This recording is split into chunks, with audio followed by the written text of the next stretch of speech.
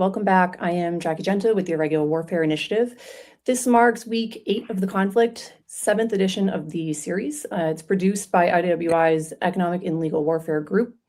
And each week we are bringing together practitioners to move beyond the headlines and focus on what's actually shaping the conflict across the Middle East and increasingly at the global level. Today's discussion, we're going to center on how escalation is evolving beyond kinetic domain into economic pressure, legal mechanisms, and regional dynamics. I'm joined today by Gianni Koskinas, Hamlet Yousef, and Matt Flug. And I'll turn it over to you guys for some quick instructions before we get into it. Hamlet, let's start with you. Cool. Hamlet Yousef. I'm an advisor to the Irregular Warfare Initiative, specifically to the Economic and Legal Warfare Group. I also run a venture fund that invests in technology that goes directly into national security and defense. Unfortunately, just given the current state of matters in the world, a lot of our technology is being showcased and directly involved in some of these conflicts we're seeing. And just as a full bias alert, ethnically Iranian, so don't have a very high opinion of the current regime and have been pretty much anti-regime since birth. So that's my 2 cents, and looking forward to the dialogue. Awesome, thank you. Over to you, Gianni. Gianni Koskinas. I'm the CEO of Hoplite Group. I'm on a couple of boards, but basically I focus on national security. Spent about 20 years in the military, mostly in special operations. And now I still focus on national security, even 20 years later. That's great. Perfect for the discussion. And Matt, finally, over to you. Okay. I'm Matt Flug, the director of the Economic and Legal Warfare focus area with IWI. Spent about 7 years in the intelligence community, followed by many years now in the private sector. I'm an attorney. And looking forward to getting to this discussion. I'm happy to be back after the first one, and now I'm re-emerging, hence the program. All right, awesome, thank you. All right, so it's great to have this group together again. Before we dive in, I just want to frame where we're going today. So last week's discussion, we focused on how technology, private innovation, and industrial capacity are shaping the fight, particularly around autonomy and decision speed, supply chain resilience. If you haven't had a chance to check that out, we encourage you to do so. It'll provide some additional context around our discussion today. But this week, we're going to be building on that by looking at how escalation is actually being applied across systems. So economic, legal, cognitive, and how those regional dynamics are shaping both the risks and the potential pathways forward. So let's start right where we are right now. So just for context for our listeners, so it's Monday, it's April 20th, and we're in the final days of a fragile ceasefire. The U.S. blockade is in place. There's been a seizure, and we've seen how the rules of engagement have played out in terms of vessels attempting to put pressure on or challenge that blockade. And I mean, really for the group, how should we be thinking about escalation in this moment, where pressure it's clearly being applied, but within the framework of temporary pause in fighting? I mean, thinking pressure and escalate to de-escalate. Where should we be thinking? Hamlet, let's start with you, because I know this is something that you've hit heavy on through the series and given the context today. Sure. Yeah, like I've been very consistent in my opinions of what's going to happen throughout this conflict. I thought escalate to de-escalate was long going to be the modus operandi for not only the Trump administration and kind of the Israeli approach, but as well as the Iranians, because from a negotiating standpoint, neither side is anywhere near common ground. I think their desired outcomes are so far apart that I just don't think there's any common ground from a negotiating standpoint. Now, escalate, de-escalate does not necessarily mean kinetic. I think actually a couple of weeks ago, we talked about this. I've been very consistent in some of my writings on Substack that this escalation and de-escalation is not going to be just kinetic and bombs and strikes, but it's very quickly going to change to take a much more of an irregular warfare construct from both the U.S. standpoint, but also from the Iranian standpoint. I think Ghalibaf today, he's kind of one of the main figures of the regime that is 100% aligned within the hardline camp.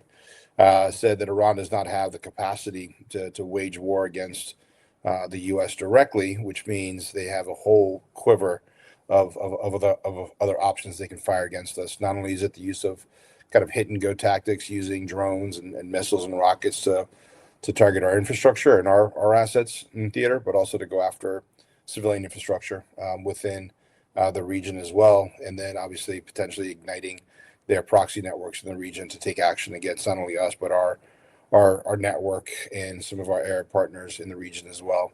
That's one facet of it. The other facet, I think, is this continued hemming and hawing and kind of like a bizarre mentality of how to negotiate.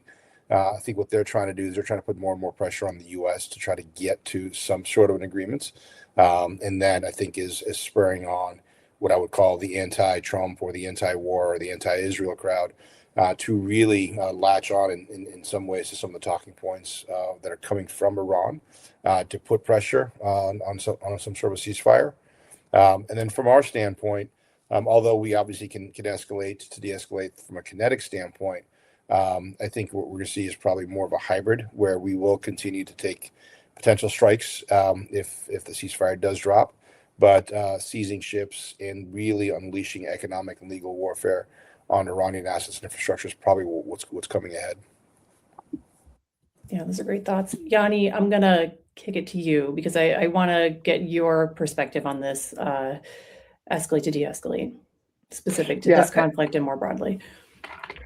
So Hamlet is always great at framing the strategic, operational, and almost string it to tactical.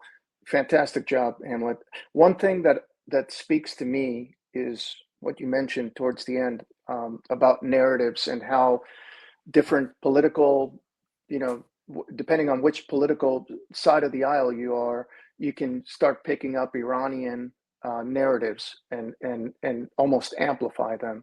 Yeah. And I think one of the interesting concepts is in the idea of know thy enemy.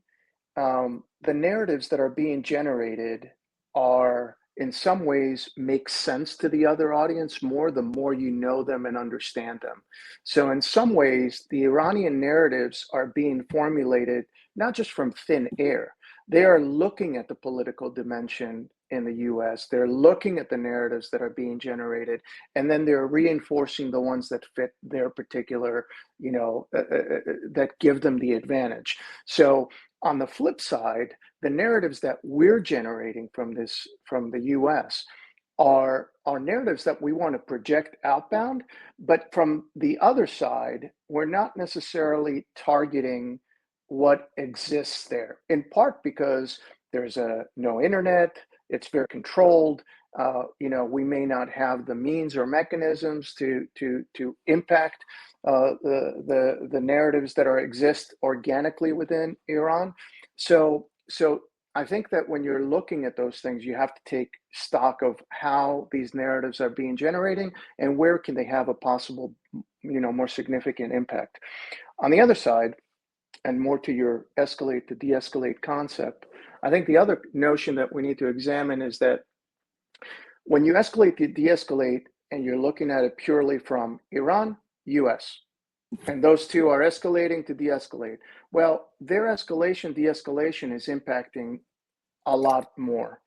And in the Gulf, for example, escalation, what does it mean to Qatar? What does it mean to UAE? What does it mean to Bahrain? What is happening to their societies and their ability to look at this? What are their national, measures of where they're willing to go and how much they're into the escalation or how much they're looking for an off ramp? And then again, Lebanon, Iraq, Syria is looking at things differently. Some of them bigger, some of them smaller. Then India, China, South Korea. All the escalation, de-escalating impacts far more than Iran and the U.S. And we can't just look at it from what's in it for us, what's in it for that. Otherwise, the day this thing is done, there's Judgment Day, and everybody's going to be voting with their feet on which side they're going to lean or where they're going to hedge their bets or what are they going to do next. So obviously a big topic, but I'll hit pause here. I'm sure Matt has some comments on this one for sure. Sure. Yeah. So, I mean, I think these are great points, and this is what I was thinking about before we got on today. I've been obviously watching all the sessions that you guys have had. It's been great, and just how the temperament, or maybe not the temperament, maybe how the narratives have shifted so much over the past few years, which is expected, right? In every conflict, in any situation that you read about in the news, everything changes based on what we know at that given time. One thing that I think is really telling, and I think this is a really great point that you raised, which is, look at the second and third order effects. And this is what I keep harping on. You guys have heard me say it many, many times before. And I think Lebanon is such a great location to look at in terms of how things are playing out, a couple hundred, 1,000 miles away, right? When I'm looking at some of these ceasefire arrangements, and when I look at the original list of demands that came through a few weeks ago from the Iranians, and I think to myself, and I know that we're focused here on the economic component. I think this is going to play in, which is when the Iranians, we talk about like earmarks, right? Or like what was like pork stuffing like years ago in the US, right? And we look at how Lebanon was slid into this list of demands. And it's really fascinating because I'm thinking to myself, the Israelis are never going to even ever sign on to something where they are constrained by what they can do to their neighbors, right? Iran is one thing because that's a global issue, but then we're talking about something that's more isolated, and it leads me to believe, well, how serious were the Iranians in terms of having the ceasefire agreed to as a long-term component of their negotiation, right? And Hamlet, I know that you'll have a lot to say on this, so I'm looking forward to hearing to it. But when we think about how important Lebanon or Hezbollah is to Iran, well, there's a big argument here, right? The argument is, yes, like Hezbollah is very important. That's one of their most important proxies. They've been neutered quite a bit over the past year, right? But then we think, well, they also have their own survival, right? And if they're viewing this as an existential threat to the regime, they're not going to include Lebanon in this dynamic, right? Because the most important thing to the regime is survival. And as important as any proxy might be, how important is that proxy to their survival, right? And I think that they've played this out and they've gamed this out. And obviously, their negotiation tactics are very different than ours, and what the authorities are in terms of their ability to negotiate. And again, this is all going to tie back to sort of this overall like legal and economic framework. But I just saw on the news yesterday, an Indian cargo ship in the Strait was being attacked, right? And the Iranian Navy, and I forget if it was the conventional forces of the IRGC, but I think that there was some radio traffic that was intercepted or posted publicly, and it said, well, we don't listen to what some like idiot foreign minister says. We just listen to our commanders. Whether that's true or not, we don't know, right? This could be a whole element of cognitive warfare. But let's just assume for a second it's true. Well, then who do we even negotiate with, and who are we talking to? And I think that that's a really important part of this equation, right? So I have a lot more to say on this topic, but I'd really love to hear you guys' thoughts on how do we even know where to go next if we don't know who the right people are to talk to, and if they're even serious about having a ceasefire, right? Because that's going to really have a big impact on what our next 1, 2, 3 steps are.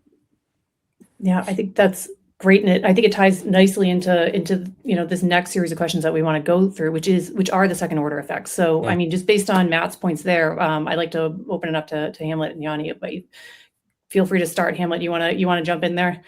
Yeah, I'll start it. I know, and I kind of know exactly where Yanni's going to spike the ball here, but I'll bump something here, Yanni. This is obviously squarely about Iran and basically trying to degrade and decapitate the regime elements and their ability to wage kinetic conflict against their adversaries and try to curtail or neuter their nuclear program.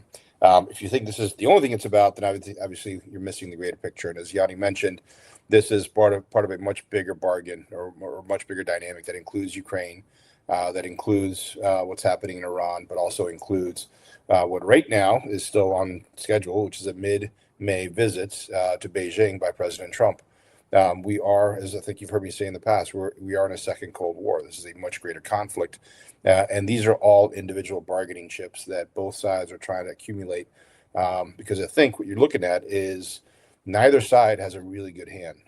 Putin's hand's pretty weak. The Iranian regime's hand's pretty weak. Beijing's hand is pretty weak.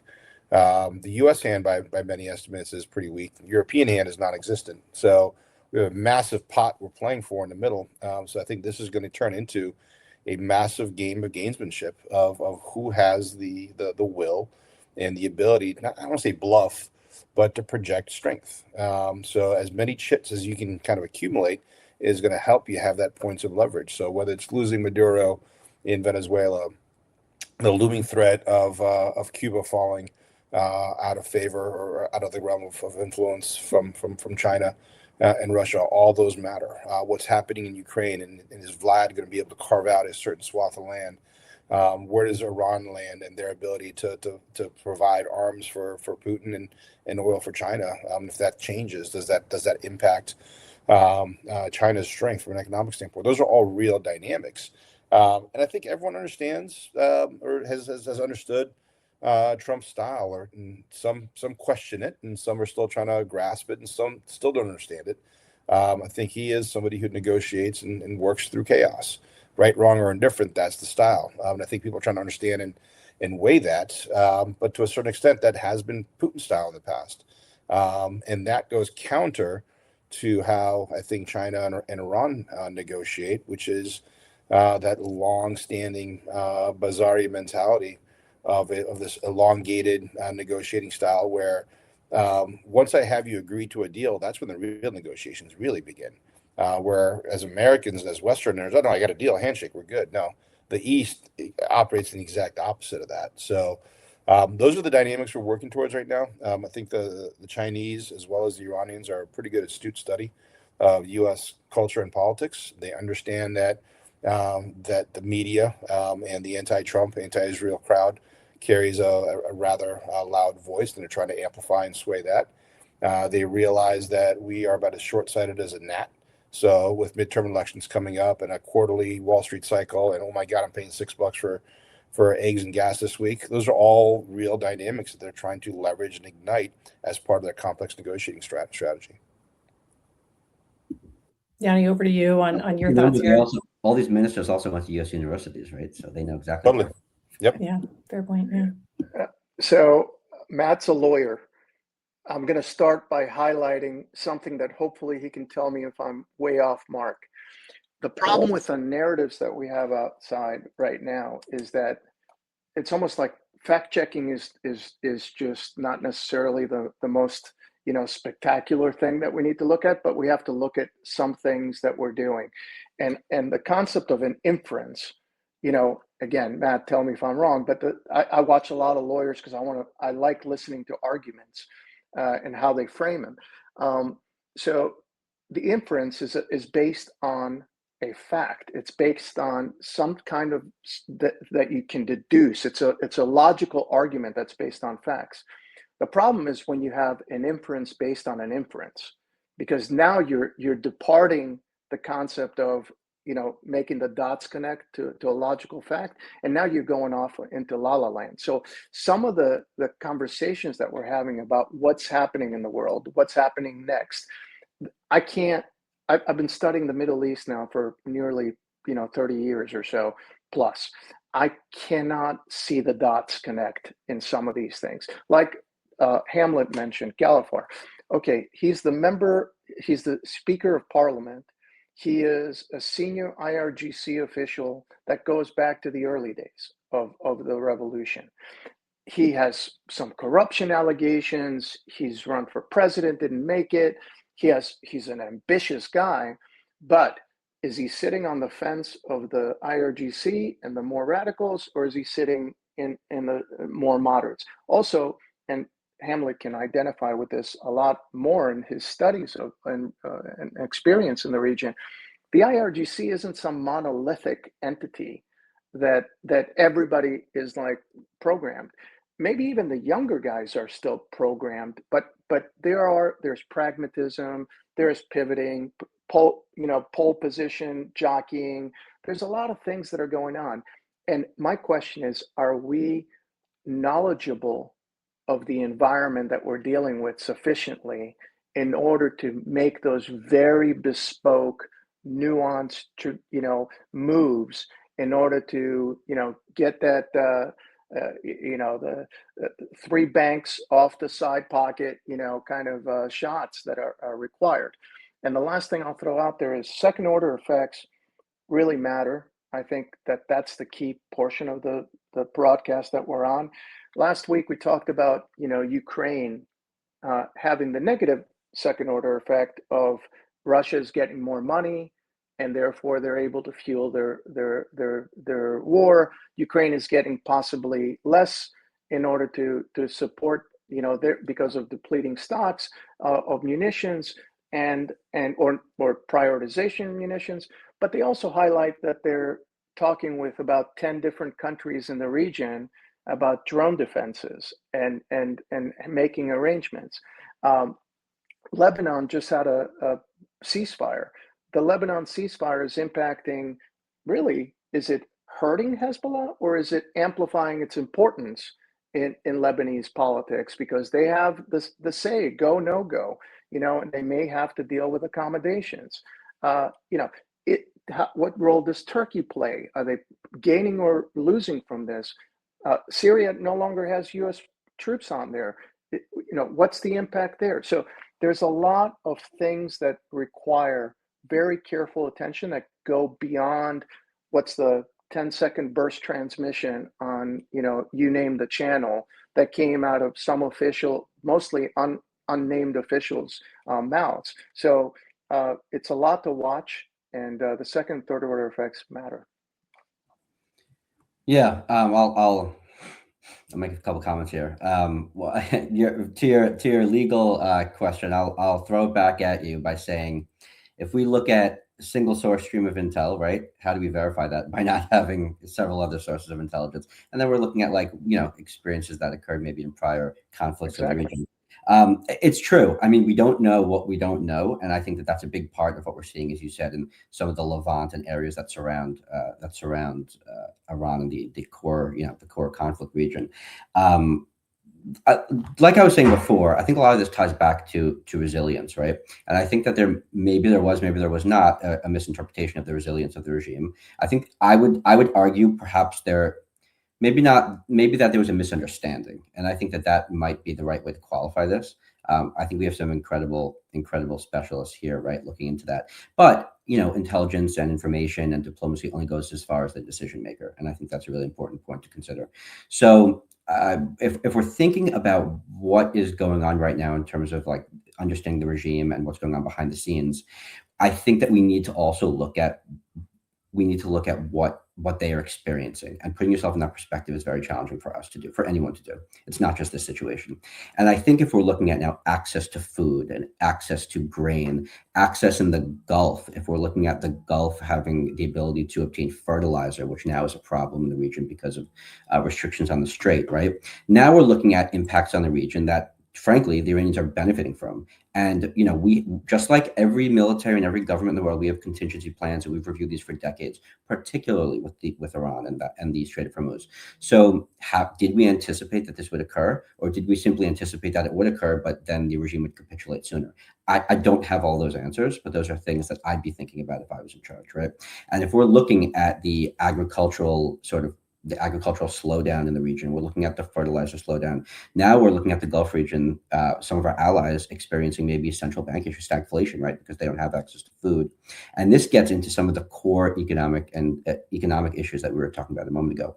So if now it was almost comedic if it wasn't so serious. If we look at what happened a few weeks ago with respect to we're blockading the Strait, right? And I know it's not a joke, but if we're talking about the back and forth there's a lot of questions. And then we look at the companies in the private sector that's involved in actually getting material, getting the agricultural needs to the region. Well, okay, now we're looking at multiple steps further, right? Now we're looking, okay, well, the insurers won't step in, so maybe the U.S. government will have the DFC step in to provide a backstop. But nobody cares about insurance if there's a risk that your ship is going to be sunk, right? So there's a lot going on in terms of understanding what is occurring in the area, and then tying it back to the regime's perspective. This is all, I hate to say, this is all benefiting their resilience, because from their perspective, they're thinking, Well, we have all this control that maybe we thought we would have. Maybe we didn't think it would be this significant. And then that brings us back to kinetic conflict, right? Which is not really the purpose of our discussion. But then if all else fails, we have the kinetic route. But then we're talking about issues like you said a moment ago. Do we have access to sufficient counter-drone, counter-missile technology? Or is our stockpiles sufficient? And then how affected are our allies? Now, Hamlet, you made a comment about Europe a moment ago, which I tend to agree with. But we could talk about Europe's role in the region or lack thereof, or maybe aspirational role, or maybe even their entire thoughts about the region. And we might disagree, but the truth is that nothing happens in a vacuum, right? Correct. So if we're talking about some sort of bilateral operation from a kinetic standpoint, well, how does that affect Europe? How does that affect the Gulf? And I think we're seeing that play out in a way that it only benefits the regime, right? So we need to rethink the perspective in which we are trying to manage the situation and trying to, I don't want to say sort of stem the wound, because that's not the right way of thinking about it, but maybe put an end to it in a way that that is what we want, right? What are our objectives, right? And then how do we intend to find those objectives? And then again, from a legal perspective, what are the means to the end, right? So what we're doing now needs to actually contribute exactly to the intended outcome. And I don't know exactly what that intended outcome is at the moment. Obviously, we don't want the regime. Obviously, we don't want nuclear weapons. But I don't know in a week from now what that intended goal is. And that's something I think worth discussing. Yeah, Hamlet, did you have any response there as well? Because I think it's a lot to unpack. So I want to make sure I get your thoughts out there before we move on. Yeah, I think there's a couple things to touch on there. One is, what's the desired outcome of this conflict? And there's a lot of speculation in terms of what is and what is not. What's driving me nuts is both left, right, and center are apoplectic 6-7 weeks that they're not getting the full extent of what our desired outcomes are and what our tactics are going to be in conflict. To me, that is just bonkers, and it's a sign of, I think, the impacts of cognitive warfare. And just kind of the nature of society. You're at war. You're not going to sit there and go up and hold a press conference and tell everyone exactly what we're doing and what our tactics or desired outcomes are, because you just don't do that in conflict. And there is purposeful disinformation, misinformation, and a creation of fog of war to mask what we're trying to do. So I think that's one part of it that I think we need to be pretty cognizant of.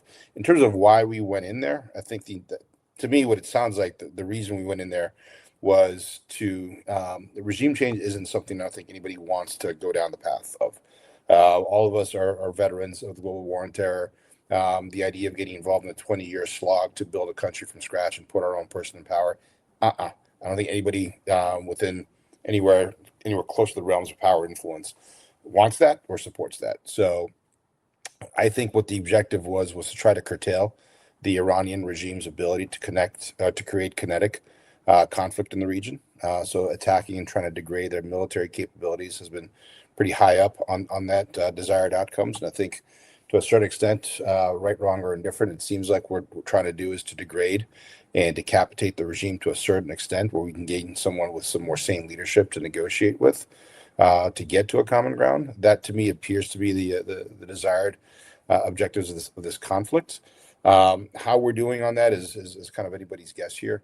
It's going to take, I think, a couple of iterations to get through this, to understand where this goes from this point forward. But going back to one of the stated quote unquote reasons of us trying to get rid of this regime and curtail the Iran nuclear program is we fear a hardline hegemonic regime that wants to exact their will on their terms in the region. And the easiest and best way to do it, the default is, if you're a nuclear power, you can now do that. You can kind of exert your will wherever you want in the region. I think what we're starting to realize is the poor man's version of a nuclear weapon, which Iran does not yet have and hopefully will not anytime in the near future, is economic warfare. It is this ability to hold the Strait of Hormuz hostage. It is the ability to threaten to hold the Strait in the Red Sea hostage. It is the ability to threaten to attack critical infrastructure in the Gulf and in the kingdom, whether it's oil or whether it's desalination. The debilitating impact that would have on society, economy, in the region is profound. And I think Iran, to a certain extent, is mirroring President Trump's Matt King theory of, hey, man, if you continue to push us, this is what we're willing to do. So again, it goes back to what I said earlier. We're looking at a game of brinksmanship. Neither side wants to escalate to a certain point, but both sides are escalating to de-escalate. The threat of that is at what point do you hit a tipping point and we do start going down the path that we don't want from an escalation standpoint. So that's my fear. And it doesn't necessarily have to be kinetic for us to get there. Can we explore that, Hamlet? Sure. Let's explore that for a second. I mean, let's look at what happens if we escalate. You know, where does this thing go off the rails? I mean, where do you see this thing, you know, heading in a path that is most likely and most dangerous becomes like one course of action? You know, where do you see this thing going off the rails? Where's your point? Can I complicate that before you respond? Just to build. Yeah, Matt. I mean, you can. Yeah, let complicate. I mean, that I'm sure that your question was sufficiently broad, but at what point do the Gulf countries become overly frustrated and say we need to respond, or we need to tell someone else to or not to respond? Right? Like, what is their breaking point? You're pinpointing exactly where I'm going. Is the where do they go offensive? You know, when does this thing stop being let's intercept, let's do all these things, let's just keep on absorbing, and they go, you know what, enough. Yeah. So go Are ahead. we talking this? Where's the escalation from a Gulf standpoint, our standpoint, or Iran, or all the above? Where all? I mean, because escalation, that's my premise, is that escalation has more than just two partners. Right. Now you have 5 minutes to answer that whole question. 5 minutes. Oh wow. Let's speed talk. Look, I mean, at the macro, the worst case scenario is Vietnam began as a support operation. 14 years later, it was a disaster. Iraq or Afghanistan began as let's go get bin Laden, and 20 years later, it was well, we don't know what that turned out to be. Now nobody wants that, potentially, except for maybe someone like China, where the more they can bog us into a longer term drawn out war and deplete resources and break the morale and deplete shells and ammunition and interceptors, the more viable and the more juicy Taiwan becomes if they want to go after it. So I think someone from a Xi standpoint actually kind of doesn't mind this, and Putin looks at what's happening in the Gulf and says, hey, this is our chance to do to them what they did to us in Ukraine. So that to me is a longer threat of escalation. Within the Gulf, look, I mean, the Gulf does not, we don't need the Gulf's armaments to tip the scales in this conflict. What we have in theater right now is plenty, but where the Gulf could get very nasty and very involved is there's a scenario, obviously the Houthis and the Saudis will significantly escalate their conflict in Yemen. And the surprise, this hasn't come up yet, but the tinderbox of eastern and southeastern Iraq. What happens when that Shia population is really ignited by the Iraqis or by the Iranians in this case? Does that then create an issue in the region in terms of trying to draw Iraq into that conflict? If that happens, then what happens to the Kurds up in northern Iraq? Does that then draw them into the conflict? If the Kurds get drawn into the conflict, at what point do the Azeris not get drawn into the conflict? If the Azeris get drawn into the conflict, at what point does Turkey not get drawn into the conflict? So you're starting to see where these dominoes could fall from an escalation standpoint. So right now, I think that escalate to de-escalate is going to be happening in the irregular context. I think it's going to be happening in the economic context, cognitive warfare context. I think you're going to see hybrid warfare elements in terms of their proxy forces trying to take shots at us and us taking surgical strikes once the ceasefire ends or behind us or however you want to characterize it.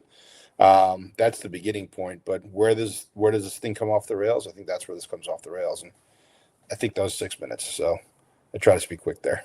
Let's just take it one step further and talk about some of these. I mean, you talked about how much does China and or Russia care, right? And I think that there's strong cases there as to why they care, but also how it could benefit them. So let's, for a second, talk about currency.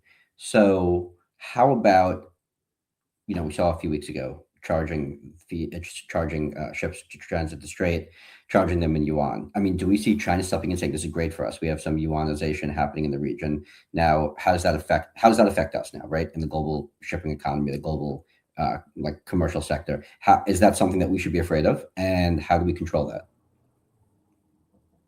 I don't know if that was an open-ended question. No. It's a great point, and I think let me jump back to that in a second. So in terms of winning, I mean, there's different definitions of winning. You can have the self-declaration winning. You can have the for rhetoric's sake, here's we won. We stood up to the big man. And came out. There was no regime change. We're still here. Okay, but after those declarations stop, I think that there's some music that's going to come on, and that music is not going to necessarily be exactly what you want. Let me go through a couple of them. In Iran, right now, like it or not, they're sort of in defensive posture and obviously projecting their power, but they're not having to deal with as much of the domestic issues that they really will face after the fighting stops. I mean, that's when you have to deal with the economy, the currency issues, inflation, infrastructure. Back to why can't we get our freedoms? All those things surface. In the Gulf, they built something that was amazing. If you went to the Gulf 30, 40 years ago, there is nothing like what they have right now.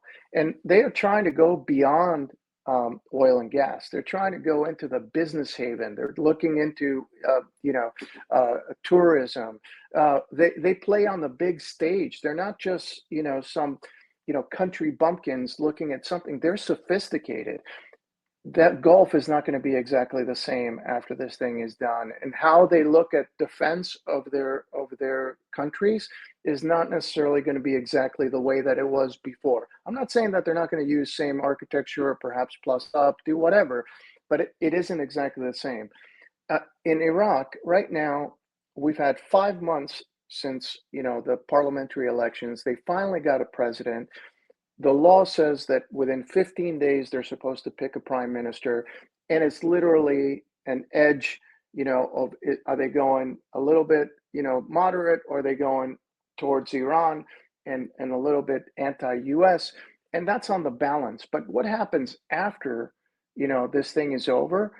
The maneuvering that's going to go on and the resistance factions and the axis of resistance across the Iranian proxies and pro-Iranian parties will play a big role. I can go down every single country. Look at Bahrain. They're looking at reconsidering citizenship, about who holds Bahraini citizenship. In Kuwait, they just, today they announced force majeure on a lot of their contracts in terms of meeting deadlines. Saudi Arabia, that when do they actually say, hey, Iraqi militias, stop hitting us or we're going to slap you down like you've never been slapped? Okay, that's kinetic. That's one first order. Okay, what happens when they say, you know what, we're going to go support the Sunnis even more? And now this becomes Sunni Shia even more so than it is already. And the tinderbox becomes, okay, are we looking at, Kurds, Shia, and Sunni, and they're separated, because they just can't coexist.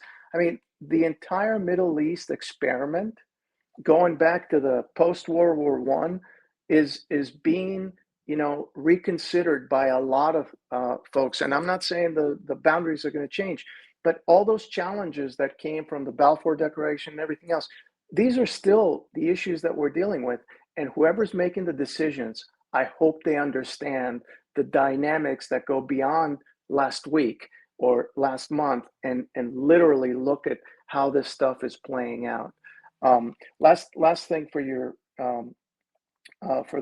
for the financial aspect of it, I think that there's a lot of people that are going to vote with their currencies, with their so whether or not the U.S. remains a dollar that is, the coin of the realm, I think, I'm not an economist. You're probably a hell of a lot more qualified to comment, but it really depends how this all plays out and where we stack, not in perceived wins, but in actual.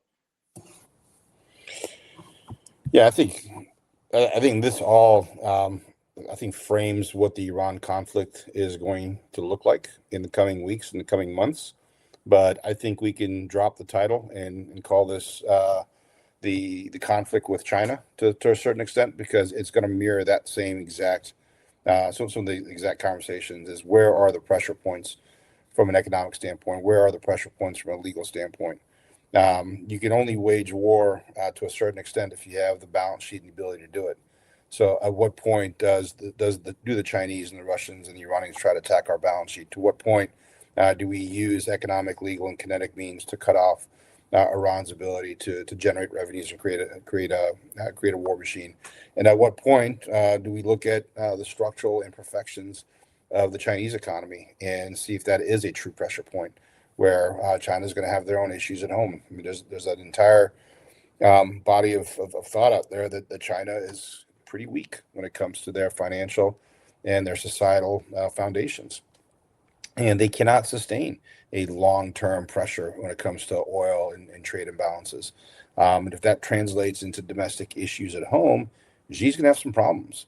All of China's kind of internal revolutions or collapses dating back thousands of years have all come from within. And could we be seeing Xi trying to guard against that in terms of what he's trying to do abroad? And do we try to attack that from an economic standpoint? So those are all aspects of what the Iran conflict is about right now. But I think if you take a look at it, to your point, Gianni, in a broader sense, it does tie and go directly into what does this do to Xi's bottom line. Can I ask one more thing to Matt, because he brought up the financial aspect, and I want to ask him. I'll make a statement and then I'll ask you. I think one of the most underappreciated by the general public aspects of this of the U.S. operations. I mean, military, okay, great, fantastic. They're doing everything magnificently, but people are not paying attention to Operation Economic Fury. And the Treasury is really hitting some huge hits and making some huge hits. So can you comment on that, Matt? Or Yeah, your thoughts? I mean, it's a great point. I mean, we have a couple of factors to consider here, but I just read in the news, what was it, maybe over the weekend, that Treasury yields are on the rise, and we're seeing, because of the geopolitical tension and conflict that's occurring, and this could be temporary or not, I don't have the answer to that, but the demand for U.S. debt is declining right now.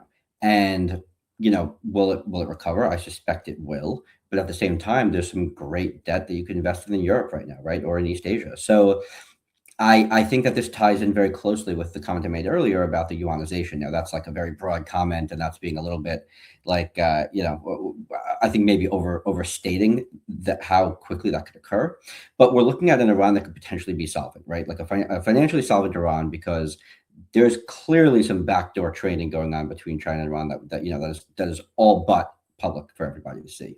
And when you have a financially solvent country, can they sustain some kinetic activity for a bit? I suspect they can, right? They've proven that now. And if they're able to continuously supply the front with these cheap drones, and then we do not have the manufacturing capability at the moment to put out any technology like that. It's not that it's complicated technology, it's that we just don't have the mechanism yet, right? Now there's talks about going to the Ukrainians. I don't know how true all this is because I haven't read too deeply into that, but the Ukrainians have perfected it because they had to, right? We do not have to. We have $1 million counter drone technology, whereas they might have 30,000 counter drone technology.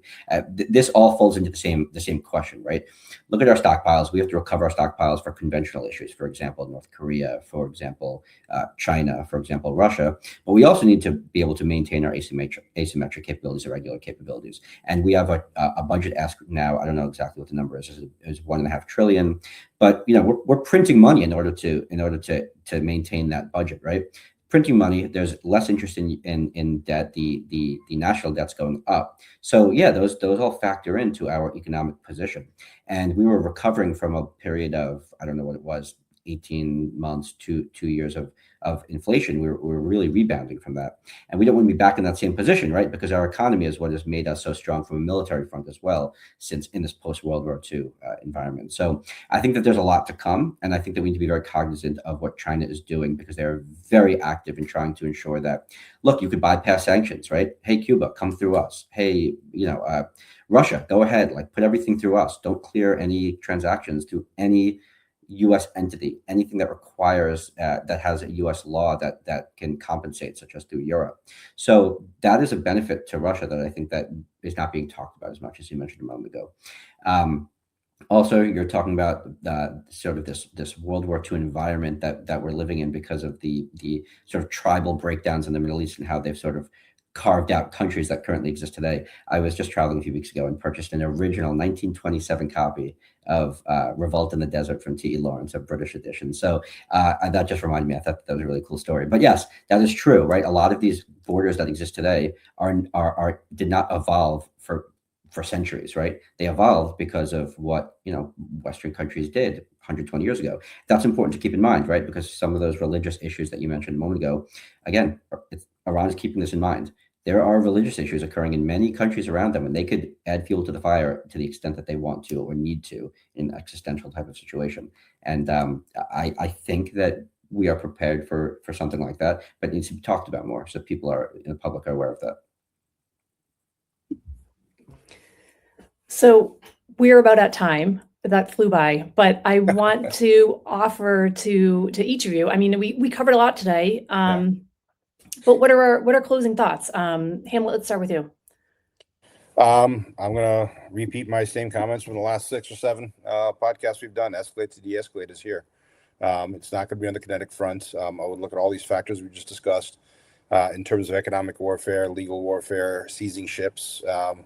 We all pontificated a couple weeks ago that the marine assets coming into theater were to seize Carg Island or assets along the coast. Maybe that's still in play, but as of yesterday, I think the Marine Corps seized a ship that was, I think, inbound or outbound from the Strait. So I would expect to see more actions like that on the legal and economic side. I think the risk of escalation on the kinetic side obviously is there. Impossible to predict what's going to happen in the next 24 hours. For those of you guys who are kind of couch potatoing, watching and commenting, whether you're pro or anti, whichever side of this conflict you're on, chill. Stop reacting on every last tweet and news story and blurb, because that's the whole foundation of economic warfare. I'm sorry, cognitive warfare is to create that froth of anger, and I think both sides are falling for it regularly, including myself. So just be very cognizant of that. Yeah, fair point. Go ahead, Gianni. First of all, I like to say that Hamlet is my therapist when it comes to frothing at the mouth with different different tweets or posts or whatever that come out, and I hit him up, and I'm sure he gets a chuckle, and he's always like, "Chill, man."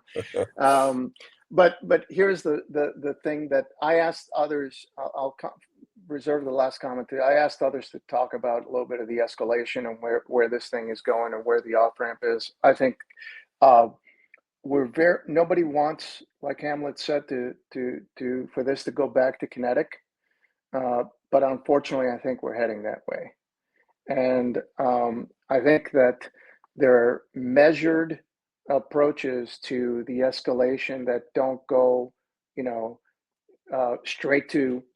From 0 to 10, we go straight to 11, and I think that my concern is that frustration will force a heavy hand, and I think that in order for for cognitive warfare to work, it has to take some time. It's not the fastest thing, to use. And asymmetric warfare it's a thinking person's game. It's not just full on power, so I think that we have the right people to approach this from an intelligence and military perspective, so I'm pretty confident. On the other side, Iran will lash out again, just like they did before. The axis of resistance for their partners in crime are going to lash out, and what I think this goes really dangerous is when the Gulf and others say enough. Yep. The wild card is whether Israel holds to the ceasefire, both in Iran and in Lebanon, and we'll see what happens from there. But thanks again for having me on here, Jackie. Great job moderating this motley crew. And over to Matt for his final comments as the director of the Economic and Legal Warfare. I know that we're way over, so I'll keep this very brief, but I think that one point that we touched on is what does victory look like, and what is that, right? This is not 100 years ago where you sign an armistice or a peace treaty and it's over and done with. I personally don't think that's how this is going to unfold. And I think that bodes very, very closely with some of the topics we discussed today. Actually coming together, shaking hands and saying we're all, happy and friends now is unlikely. Yep. So what does a victory look like? We don't know yet. And I'm not going to opine on exactly how that looks, but whatever that looks like, I do think that we're going to see months, weeks, perhaps years of this sort of behind the scenes economic type of activity going on behind the scenes, whether it's, through money laundering tactics or expanding proxy environments or trying to instigate some of the conflict, Gianni, that you mentioned earlier today, trying to upset our relationships with our allies. I don't think that's going away unless we have that complete regime change, which, as we discussed, might not be on the horizon. I don't want to say yes or no because it's impossible to predict, but I think that we're going to have to temper ourselves as to what a victory looks like and what we hope to gain from that victory. So we have a lot more of these discussions to go, and I think that we'll be able to get closer and closer to that in time, hopefully. Yeah. Yeah, it's a great point to end on. All right. Well, thank you, gentlemen. I appreciate it. To those listening, please drop comments, questions, share this with anybody that may be interested. And on behalf of Regular Warfare Initiative, thank you. We'll see you next week. Thanks, everybody.